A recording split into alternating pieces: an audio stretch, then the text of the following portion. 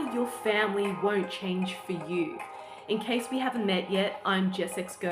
I'm the founder of Life and Confidence, and I want to share with you my personal experiences in navigating through dysfunctional family dynamics and how to make them functional without forcing or changing the other person. Because when we have this expectation that I'm doing the inner work, I'm the one who's taking accountability and responsibility for my stuff, and I expect them to do the same too. I expect them to change in order to be in a relationship with me. And I notice when I get caught up in that narrative, there is this strong sense of self-righteousness and entitlement because I'm the one who's willing to make it work, and it feels like that my hard efforts has not been seen. It hasn't been paid off in order for me to be in a relationship with my family members. And from this experience, for example, I introduced my mum to my partner, Rob, and she was saying to me in Chinese, why is he not wearing shoes? And she kept saying it a few times, despite that I told her, because he just likes to walk barefoot. And no matter whatever I say to her, she still won't accept the reason why he's not wearing shoes. It really bothered her. And once I've taken her out to the theatre with my partner, and she loved the show, and so did Rob. And at the end of the show, when we left, she said to me, why are you with this man who's not wearing shoes? What is wrong with you? And then she hit me. And I was just so furious that she did not appreciate the generous gesture of taking her out to a theatre that she hasn't seen, that I haven't seen, that Rob hasn't seen, and that I paid tickets for us so we can spend time together to bond with one another. And it was very disappointing and upsetting that my mum was not supportive of my choice in choosing to be with a man who walks barefoot. And I said to her when we left the theatre, because I didn't want to say it out loud in public, I just wanted to tell her that, Mum, what you did was wrong. It was not okay for you to hit me, and you shouldn't say those things in Chinese, and you shouldn't even say those things at all. And Rob doesn't understand Chinese, so it's very rude that you are speaking to me about him in Chinese. And I just walked her to the station because she didn't remember how to get there. And I just left her at the station without saying goodbye or a hug. I was deeply disappointed and angry. The fact that she wasn't willing to say, sorry that I hit you, sorry that I reacted out of a projection or a trigger, or to protect you because you are my daughter. And so I had no clarity in understanding why she did that to me. What it did was it re-triggered a trauma where I experienced being hit by my dad, and my mum wasn't there to protect me, and I felt like it was the same thing over again. And yes, there was definitely times where I definitely pushed my mum as a teenager because I was so frustrated and angry at her for choosing to be in a dysfunctional marriage that created so much domestic violence in the household. And that's not a reason not to diminish the impact of her act. And I sent her a text that I don't want to see her again for lunch, and that I don't want to take on any of your problems anymore. I shouldn't be the one sorting out your mobile situation if it doesn't get paid on time. That is not my problem. I don't need that headache. I've got so much on my plate already. And a lot of challenges that I'm currently facing that she's not aware of. And when I share that, she didn't reply back at all. And I thought to myself, I don't want to spend any more time and energy putting any more effort into my relationship with my mother. And I focused on healing myself instead, processing the anger, processing the grief, processing the feeling of not being supported, that I introduced her to a man who flew all the way from Japan to also meet her. And that was so heart-wrenching to experience that. And I asked a couple of girlfriends who are older than me and they have a deep understanding of the Asian culture, and they said, you know, your mom was simply protecting you and she wants the best for you and she thinks that you can do better. And she was obviously in fear mode when she saw him walking barefoot, and she associated that with poverty. And she doesn't want you to be poor if you choose to be in a relationship with him. And they said, even though she expressed her love to you in a way that is not appropriate and toxic, but she still loves and cares for you. And when I heard that feedback from my girlfriends who are older than me, and I'd see them as a big sister, or they kind of feel like a mother figure for me, and it made absolute sense what they were telling me. And I can see and understand where my mum was coming from now. And so through this process of getting a different perspective from different women, and also to focus on my healing journey, I've realized through this that it's okay to put a pause on my relationship with my mum and focus on myself for the rest of the year, because that's exactly what I need right now with what's going on in my life. So many challenges and volatility and changes. I'm currently selling everything and leaving my nest in Bondi to pursue a nomadic life, to get out of the Sydney bubble and experience what different countries and cities and cultures have to offer, and see where I would land while traveling for my business to run my workshops. And that definitely does take a big stress and toll on your mental health and the nervous system, just to get rid of everything at a certain time and date. So there was a lot of pressure that I was going through there.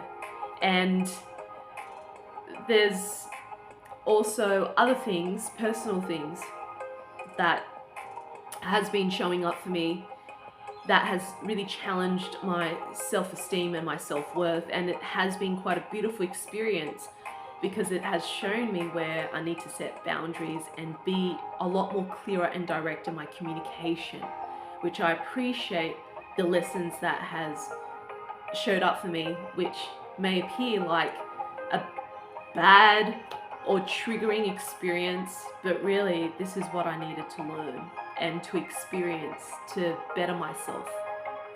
And after just witnessing and experience what I went through on a personal level and with my mother,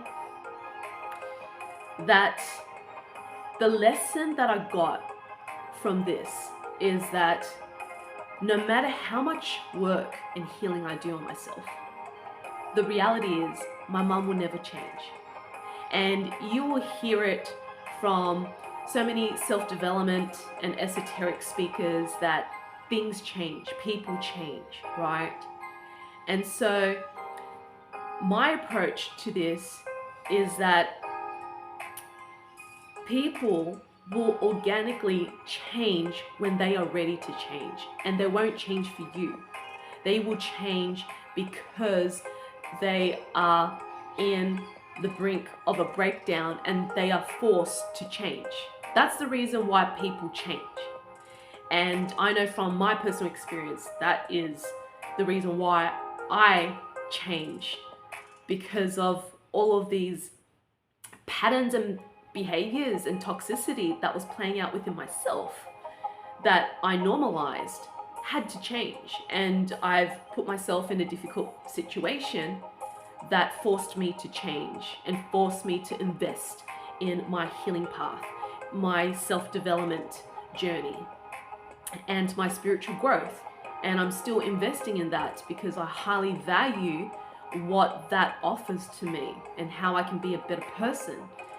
And also feedback that I get from my clients and customers. And I really appreciate the constructiveness in the feedback. And that has helped me to be a better business owner and as a better coach as well. So I'm just as human as everyone else. And it's very easy for me to be seen, to be put up on a pedestal, and to be this wow, this amazing coach or spiritual leader or whatever it is. And at the same time, I want to manage expectations here that I'm just as human as you are too. I still make mistakes. I still have blind spots. I still have dysfunctionality and toxicity in different ways and levels that I need to learn to have more awareness around and to manage. And that is the same with my mother. And so I cannot expect her and force her to change just because I'm willing to put in the work to change myself. And it's about how can we learn to accept that person's toxicity and way of being just as they are, and not forcing them to change. Because when we're forcing other people to change, they're also wanting us to change for them as well. So there's that double-edged sword. And the hardest thing to do is acceptance. Accepting where the relationship is at, accepting where that person is at, accepting where I'm at, and not forcing my mom to change because I'm willing to change and doing the inner work. And that's unfair because that's an expectation that I'm projecting onto her that I am holding within myself. And my mom is nowhere near where I'm operating in my level of consciousness. So this is something that I am still working through, is how can I fully accept my mom as she is? And that is not easy because it's very triggering. And this is part of life. When family members, our friends, our loved ones, people who we trust and rely and care about the most, when we feel let down by them because of a certain behavior or opinion or action that trigger some old patterns within us, and what we want to do immediately is to change that person because we want to dismiss or stop that behavior from happening again because we're perceiving it as wrong. And for them, they're not perceiving it as wrong. They are perceiving it from a place of trauma that's been normalized for them. And the best we can do is how can we, you and I, if you're in the situation that I am in, how can we learn to practice acceptance?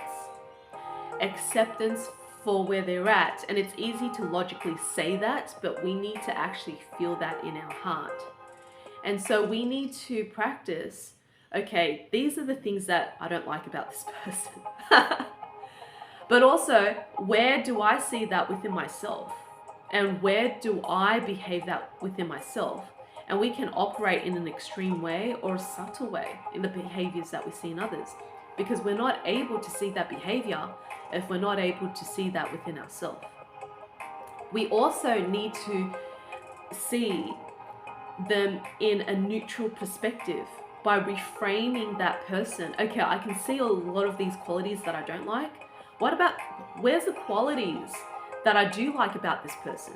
So my mum, okay, what I don't like about her is that she's critical, she gossips, she's negative, she operates from scarcity and poverty consciousness. She always complains that everything's expensive. And so I look at myself, how am I like that? How am I like that? I'm like, holy shit. Holy moly. You know, when I get angry about a person, you know, I would share that and vent that out with a friend, with a girlfriend, because it just drives me nuts that someone doesn't have the audacity to tell to my face, no, or I'm not ready to purchase your fridge, even though I asked you to reserve it for me for 2 weeks. Like, it just does my head in when people don't communicate clearly to me. And so I would vent that out to a girlfriend and bitch about that person. So yes, I can definitely see how I am acting out in my mum. And what are the positive traits that I see in my mum? She is generous, she is caring, she is protective, she is loving, and she gives a shit about me. And I see that within myself as well. And I wouldn't have those qualities within myself if I didn't have a mum that I have now. And I wouldn't be the coach that I am now. I wouldn't even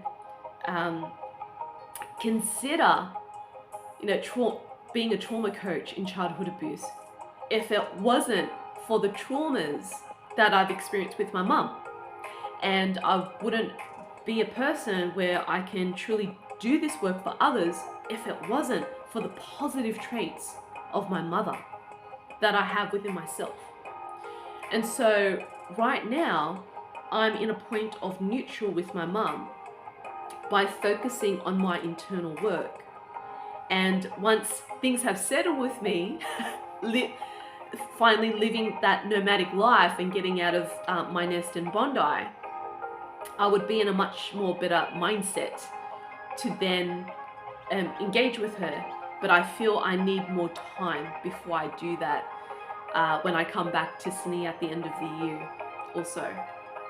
So I really hope that this serves you and that you and I all need to manage expectations where someone is at and practice compassion to see where they're coming from and not judge it, because it's very easy when we're triggered to judge that person or blame that person for the pain that is showing up for us, when in fact we are the one who are experiencing this pain and experience, and this person is simply just helping us to show us what is the pain and the experience that I need to let go within myself to minimize this trigger, and taking personal ownership for those feelings.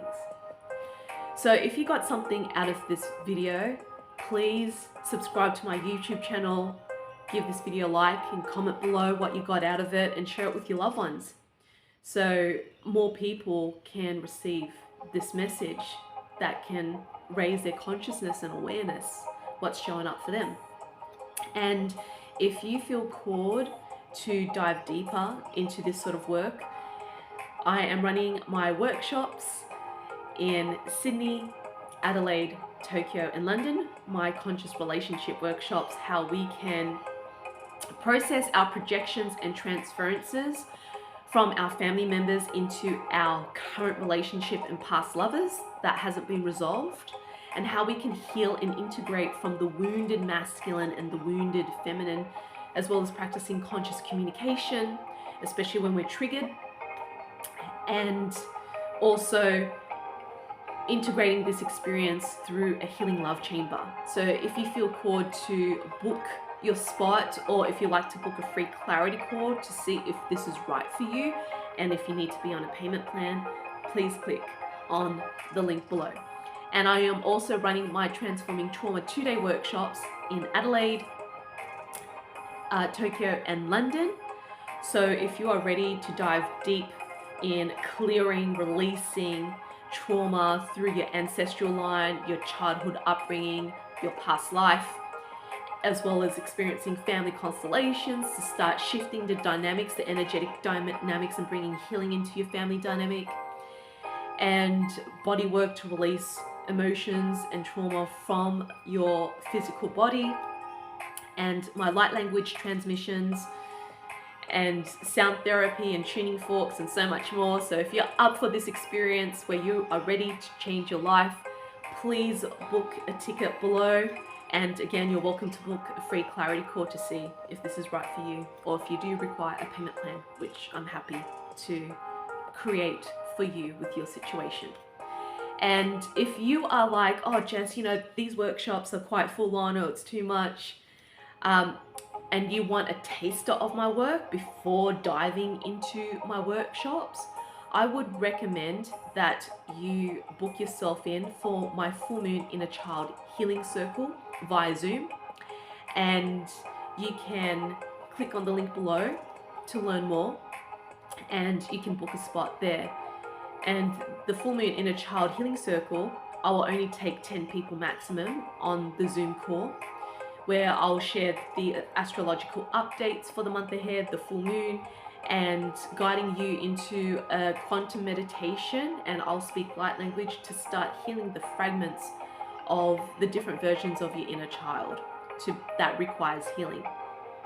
So there you have it, my love. And may compassion, forgiveness, and acceptance serves you and others for the highest good, because as soon as you change and you have no expectations for others to change, other people will organically change with you. And I have personally seen this with my brother, who I never thought would ever happen. After not being in communication for 4 years, not seeing each other face to face, and he finally accepted my apology email last year, and we reconnected, and we apologized, and we owned where we went wrong, and having compassion for each other's situation as well, understanding each other, what happened. And now we're moving forward in a healthy, functional relationship where I am no longer needy or attached to him, and he just communicates when he's ready to catch up with me. So, my love, anything is possible when we have no expectations or attachment to force anyone to change.